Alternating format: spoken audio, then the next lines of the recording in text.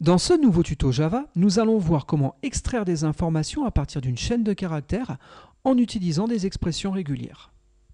Comme toujours, je vous ai préparé un certain nombre d'exemples, histoire de vous montrer ces techniques d'extraction.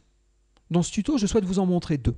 La première technique, certainement la plus simple, consiste à utiliser la méthode split qui est définie au niveau de la classe string. Et bien entendu, ce split accepte une expression régulière en paramètres et vous renverra un tableau de chaîne de caractères.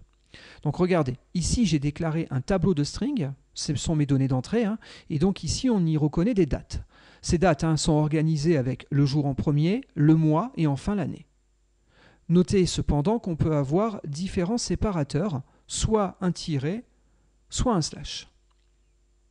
Quoi qu'il en soit, je vais parcourir le tableau et une par une, je vais récupérer ces chaînes et je vais donc les découper.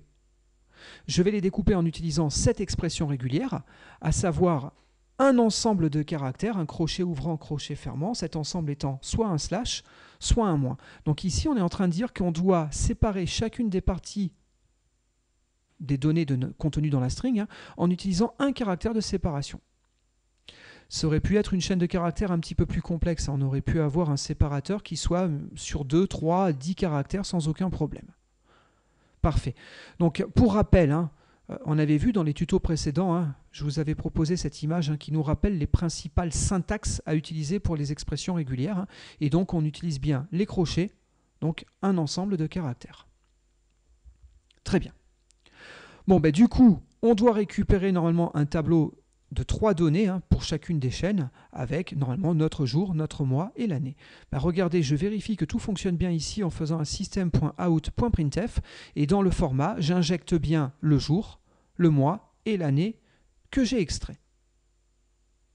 Vérifions si ça marche. Donc, parfait, on a bien récupéré toutes nos informations. Très bien. Je vais commenter ces quelques lignes. Et je vais vous présenter maintenant une deuxième technique d'extraction. Cette seconde technique d'extraction consiste à utiliser la classe pattern ainsi que la classe matcher. Alors pour rappel, on a commencé déjà un petit peu à travailler avec ces types dans les tutos précédents. Je vous rappelle, ils sont localisés dans le package java.util. Il est donc important à ce que vous ayez généré les imports. Donc quand vous allez taper ces codes-là, si vous les retapez, vous commencez à mettre les premiers caractères et vous procédez ensuite en faisant CTRL espace, vous sélectionnez la bonne classe et vous faites Entrée. L'avantage d'utiliser cette technique, c'est que ça complète votre mot, mais surtout ça rajoute l'import, comme ça vous n'avez pas à le taper. Très bien. À partir de là, donc, l'idée, ce qu'on cherche à faire, on va considérer un flux. Ce flux pourra contenir, pourquoi pas, des tags, soit des tags XML, soit des tags HTML. Vous connaissez tous la syntaxe, je pense. Un tag commence normalement par un caractère inférieur et se termine par un caractère supérieur. Et puis, il a un nom. Moi, ce que je souhaite faire, c'est parcourir cette chaîne et sortir les noms de tags un à un. HTML, head, title, et ainsi de suite. Bon, pour ce faire, je vais définir une expression régulière qui va me permettre donc de reconnaître des tags. Donc on va oublier les parenthèses pendant quelques instants. Ici il est dit quoi? Il est dit qu'un tag doit commencer par un inférieur, ensuite on doit avoir des caractères quelconques, un certain nombre de fois, mais au moins une fois, et on doit se terminer par un supérieur. Alors je fais néanmoins un petit complément d'information. Regardez, je vais mettre ici donc un commentaire et on va imaginer que notre flux soit un petit peu plus complexe et donc qu'il soit multiligne. Je peux avoir un tag. Ce tag peut avoir un premier attribut, allez, je vais l'appeler ID, avec une value. Mais on peut imaginer que le tag se poursuive à la ligne suivante. Ici, on pourrait avoir un deuxième attribut, classe égale ECSS classe. Par exemple, on peut imaginer encore une troisième ligne avec un autre attribut. Parfait. Maintenant, si je veux lire tout ça, il faudra que point soit en mesure de comprendre, y compris les retours à la ligne. Sauf que, je vous rappelle, par défaut, point, c'est n'importe quel caractère, sauf retour à la ligne. Donc pour ce faire, je vais compiler mon expression régulière, mais en rajoutant des options. Et donc ici, on a l'option pattern.dotAll. C'est bien pour dire que le point doit prendre tous les caractères, y compris les retours à la ligne. C'est bien indiqué ici. Très bien, bon, j'enlève ce commentaire, c'était juste pour vous expliquer pourquoi j'avais rajouté cette option. Je veux imaginer qu'on puisse travailler sur des flux multilignes. Bon, c'est clair, hein, sur cet exemple-là, vous n'auriez pas mis l'option, ça marchait très bien. On a tout sur une seule et unique ligne. Bon, petite parenthèse. À partir de là, vous avez vu, j'avais effectivement, en plus de ça, mis une paire de parenthèses. Alors pourquoi j'ai mis une paire de parenthèses? C'est pour marquer la zone à extraire. Si vous voulez, on va procéder en deux temps. Dans un premier temps, je veux reconnaître un tag. Si j'arrive à reconnaître un tag, je veux en extraire son nom. Les parenthèses, elles sont à l'intérieur des caractères inférieurs supérieurs, ce qui veut dire que je veux extraire que la partie qui correspond au nom du tag. Si j'avais voulu extraire l'intégralité du tag, dans ce cas-là, il aurait fallu que je mette les parenthèses en dehors des caractères inférieurs et supérieurs.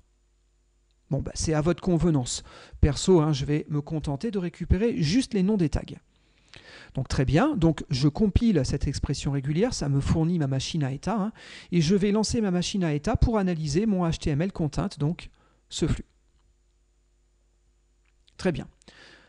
Maintenant, on est d'accord. Dans cette chaîne, j'ai plusieurs tags, donc il va falloir que je reconnaisse mon motif plusieurs fois. Bon, au niveau de votre matcher, vous pouvez faire un find. Cette méthode find renvoie normalement à un booléen.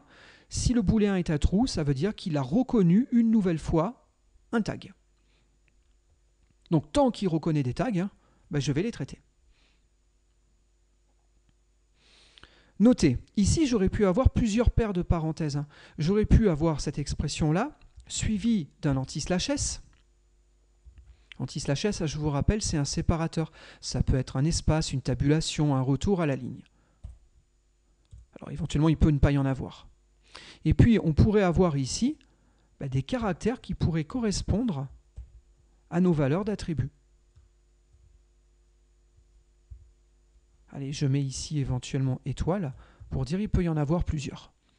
Donc dans ce cas-là, je pourrais extraire mon nom de tag, puis mes valeurs d'attributs. Ce serait tout à fait possible.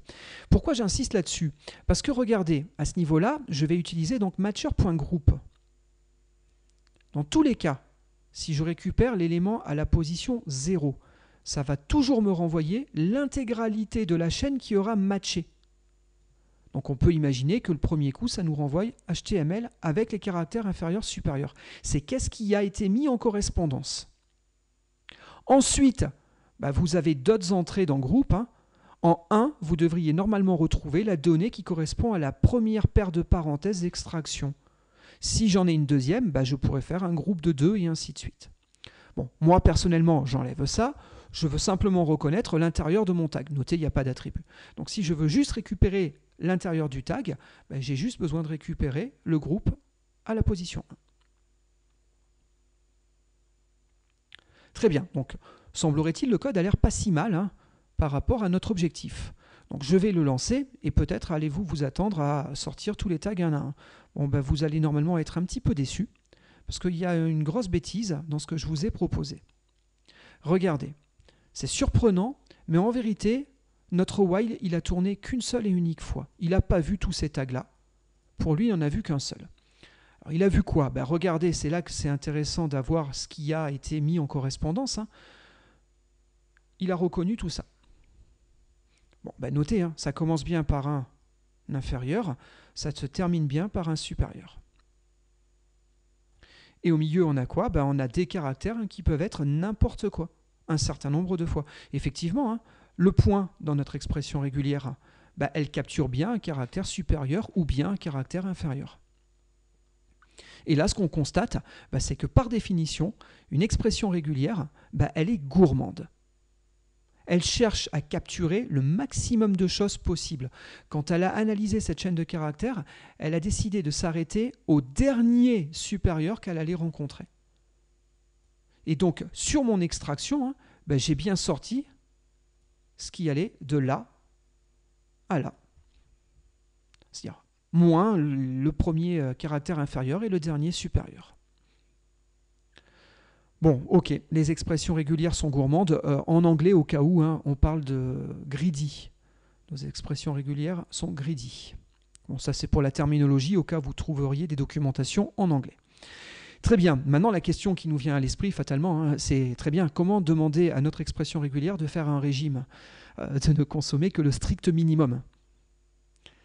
Eh bien regardez, je vais d'abord faire un test, hein, je vais taper un caractère, c'est le point d'interrogation, je vais tester, après je vous donne quelques compléments d'information, mais regardez. Je relance ça, et là, cette fois-ci, il semblerait que ça fonctionne correctement. Je vais bien extraire d'abord HTML, puis head, puis title, /title, bien entendu, hein. Point, ça lie le slash. Hein. Donc, dans ce quatrième bloc, c'est ça qui a été extrait, hein, par rapport à ce qui a été mis en correspondance. Parfait. Donc là, ça a l'air de fonctionner, et donc effectivement, on a utilisé ce caractère point d'interrogation. Alors, attention, le point d'interrogation, il a de base un sens. Hein.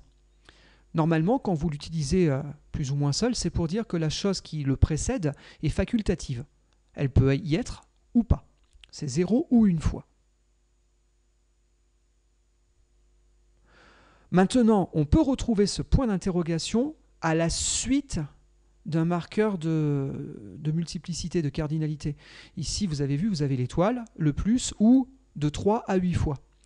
Si je rajoute un point d'interrogation derrière, ça veut dire que je vais essayer d'en lire plusieurs, mais en restant le moins gourmand possible. C'est-à-dire qu'au lieu d'aller jusqu'au dernier supérieur qu'on va rencontrer, on va s'arrêter au premier qu'on va pouvoir lire. Bon, notez bien cette notion de gourmandise, hein, extrêmement importante. Et si vous la gérez mal, vous pourriez avoir des drôles de surprises. C'est clair, hein, le premier jet que j'avais lancé, c'était absolument pas ce qu'on souhaitait faire.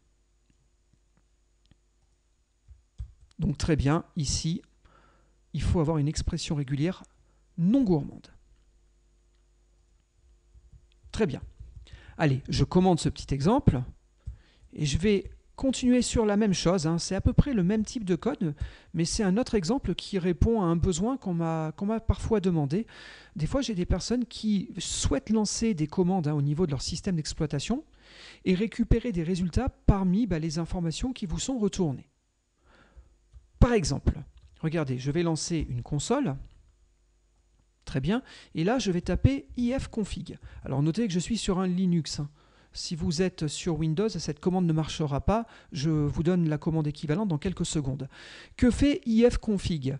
Ifconfig vous liste l'ensemble de vos interfaces réseau. Le if, là, c'est interface. Et donc, c'est toutes vos interfaces réseau. Bon, j'ai une interface avec un câble. Hein. Bon, sauf que j'ai aucun câble qui est branché sur mon ordinateur. Donc, je n'ai pas reçu d'adresse IP. J'ai mon interface locale, mon adresse IP. Alors, je prends une adresse IP en V4, d'accord? Si vous voulez du IPv6, il faudra légèrement modifier l'expression régulière que je vais vous proposer. Mais je peux chercher à extraire cette adresse IP-là. Bon, j'ai une interface réseau liée à de la virtualisation. Elle a elle-même sa propre adresse IP. Et puis, notez ici que je suis connecté en Wi-Fi et que mon adresse au Wi-Fi, c'est 192.168.1.22. Très bien. Je veux lancer ifconfig et je veux récupérer cette information-là. Comment puis-je m'y prendre? C'est à ça qu'on va répondre dans quelques instants. Alors, je reviens sur ce que je disais il y a quelques minutes. Pour ceux qui sont plutôt Windows, d'accord, sur Windows, vous pouvez taper la commande ipconfig, c'est l'équivalent de ifconfig, avec l'option /all. Ça listera, comme c'est fait ici, exactement les mêmes informations. Sauf que le format ne sera pas équivalent. Ça va montrer les mêmes données, mais différemment. Donc, si vous êtes sur Windows, vous devrez faire l'effort de modifier les expressions régulières que je vais vous proposer dans mon exemple. Dans mon exemple, c'est vraiment lié à du Linux. Très bien, c'est un parfait exercice. Bon, dans tous les cas, donc je reviens ici. Et regardez, je vais commenter ça quelques instants. Je vais y revenir. Mais je vais d'abord vous montrer le résultat, ce que fait cette première ligne. Alors cette première ligne, elle n'est pas si simple que ça. Il a fallu que je bricole un petit peu des choses pour que ça puisse marcher. On est d'accord? On cherche à lancer cette commande. Très bien. Sauf qu'en Java, vous avez la possibilité très simplement de récupérer le code de sortie d'un process. Mais le code de sortie d'un processus, il est numérique. C'est un entier. Normalement, un programme, quand il se termine correctement, il est censé renvoyer 0. Là, il y a de fortes chances que le code numérique renvoyé par ifconfig, ce soit 0. Alors, ça, ce serait très simple à récupérer en Java. Pour autant, moi, c'est pas ça que je veux. Moi, ce que je veux, c'est ce qu'il a produit sur la console, sur sa sortie standard. Donc du coup, il faut coder 2-3 petites choses pour y arriver. Donc en vérité, là, le exec with output, c'est moi qui l'ai codé ici. Bon, à partir de là, je ne sais pas trop où vous en êtes au niveau de vos connaissances Java. Si vous avez uniquement suivi les tutos précédents, il y a pas mal de choses dont on n'a pas encore trop parlé. Bon, dans ce cas-là, je vous invite à attendre les tutos suivants pour pouvoir pleinement comprendre l'exemple qui est là. Pour ceux qui connaissent déjà un petit peu mieux les choses, il n'y a pas de souci, vous pouvez analyser ce bout de code. Bon, très simplement, j'ai codé une fonction. Cette fonction, l'objectif, je lui passe la commande à exécuter. Je veux récupérer ce qu'elle a produit. Pour ce faire, je vais utiliser les classes ProcessBuilder. Alors, ProcessBuilder, c'est une classe qui fait partie de Java. Elle est dans java.lang.processBuilder. Très bien. À partir de là, ce ProcessBuilder, je lui ai passé le nom du programme. Je l'ai sensiblement configuré en disant que je veux rediriger, y compris les erreurs, mais ça, je passe. Et surtout, j'ai démarré mon programme. À ce niveau-là, ifconfig a démarré. Du coup, il produit des outputs, mais moi ce que je veux c'est les lire. Donc les outputs de ce processus, pour moi ce sont des inputs. Donc je vais récupérer un flux en sortie qui correspond à ce que lui a généré. D'accord ? Et ici, grâce aux librairies d'IO, ces classes-là sont dans java.io. Si vous les tapez, toujours pareil, comme tout à l'heure, pensez à faire du contrôle espace, histoire de bien générer les imports qui sont nécessaires. Mais en gros, je vais récupérer un stream qui va me permettre de faire du readline. Bon, les IO, j'y reviendrai plus tard. Notez aussi que là, on utilise une construction try avec des parenthèses à ce niveau-là. Et cette construction, elle est un peu particulière. Elle permet de forcer un close automatiquement sur le flux. C'est-à-dire qu'une fois que j'aurai fini de lire ce que m'a envoyé la commande, je fermerai ce flux. Bon, point de détail. Et à partir de là, je vais utiliser un string builder. Alors ça, on en a parlé dans les tutos précédents, donc je vous ramène sur le tuto précédent si vous avez oublié ces points-là. Et donc, au niveau de ce string builder, je vais ajouter au fur et à mesure ce que je suis en train de lire au niveau du processus qui s'exécute. Quand j'ai fini, je renvoie la chaîne de caractères correspondant au flux. Le try ici et le catch, pour ceux qui ne connaissent pas, c'est pour la gestion d'erreurs. Effectivement, il se peut que je me trompe. Par exemple, ici, je peux donner un autre nom. J'ai fait une petite coquille, j'ai fait une faute de typo. Ifconfig, ça n'existe pas. Donc, si je lance ça, ça va planter. Bon, dans ce cas-là, je dis qu'est-ce que je fais en cas d'erreur. Bon, ici, ma gestion d'erreur est très très simple. C'est pour que ça compile. Bon, on parlera d'erreur plus tard. Très bien. Bon, notez, je lance ma commande. Ici, normalement, ça devrait bien se passer. Et là, je vérifie que ce que j'ai récupéré, c'est bien ce qu'il y avait tout à l'heure sur la console. Regardez, ça semble fonctionner correctement. On a bien récupéré nos informations. Donc très bien, ma fonction fonctionne correctement.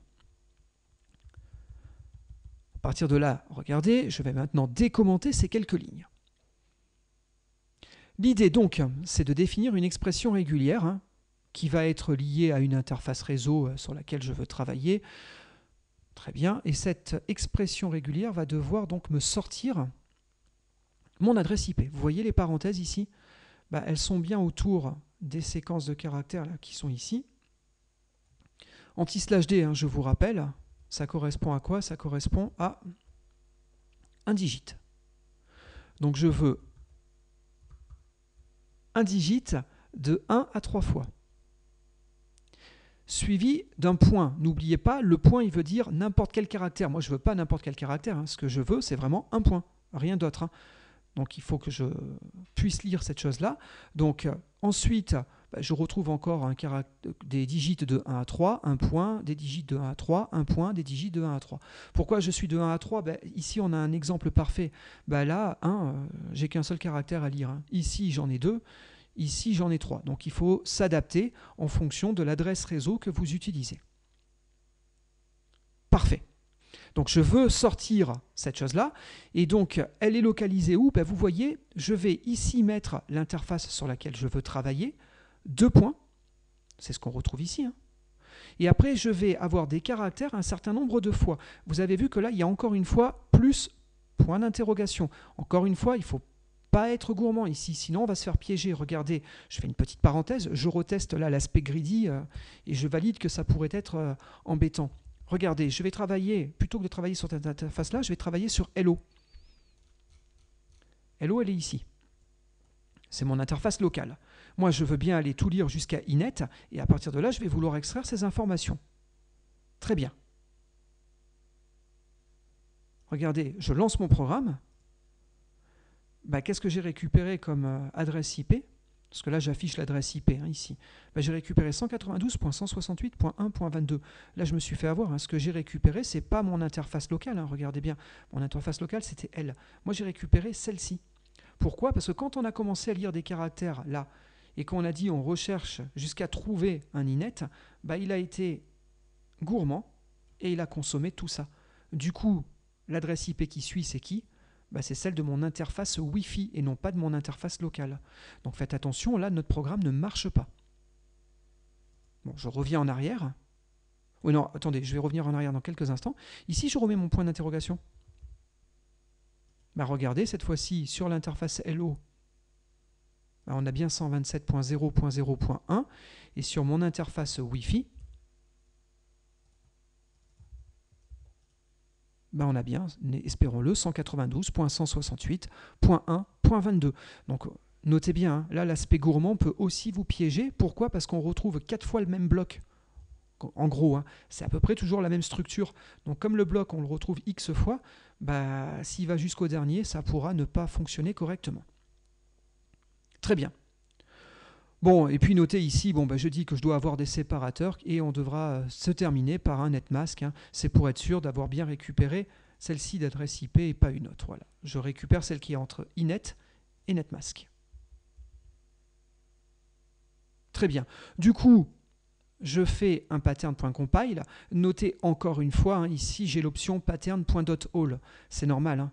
Quand je vais traiter cette interface, par exemple, imaginons on travaille sur Hello, je veux lire tout ça avec le point plus, point d'interrogation. Donc le point, il doit y compris lire le retour à la ligne. Toujours pareil.